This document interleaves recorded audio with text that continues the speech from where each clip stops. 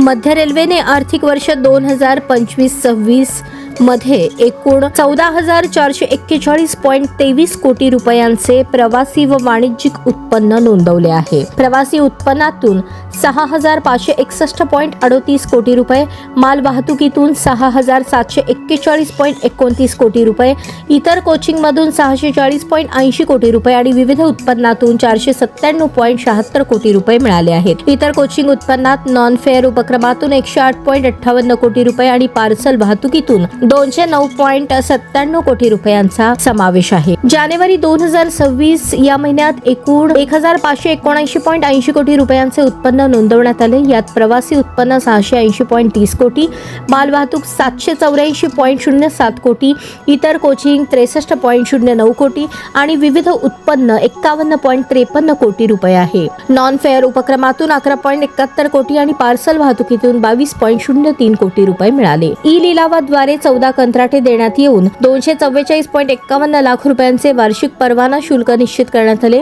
मुंबई विभागाने जाहिराती आणि स्टॉल्ससाठी 146.13 लाख, भुसावळ विभागाने विविध जाहिराती व प्रतीक्षालयांसाठी 84.17 लाख, नागपूर विभागाने विविध कंत्राटांद्वारे 14.21 लाख रुपयांचे उत्पन्न निश्चित केले. याशिवाय जानेवारी 2026 मध्ये 171 वेळापत्रकबद्ध भाडेपट्टा इंटेंट गाड्या चालवण्यात आल्या. यात Bhiwandi road, Sankrail goods yard, Deolali, Danapur तसेच नागपूर विभागातील रेनीगुंटा, हजरत निजामुद्दीन एक्सप्रेसला जोडलेले दूध टँकर यांसारख्या सेवांचा समावेश आहे. मध्य रेल्वे प्रवासी व मालवाहतूक सेवा अधिक कार्यक्षम करत महसूल वाढीवर भर देत असल्याचे प्रसिद्धी पत्रकात नमूद करण्यात आले आहे.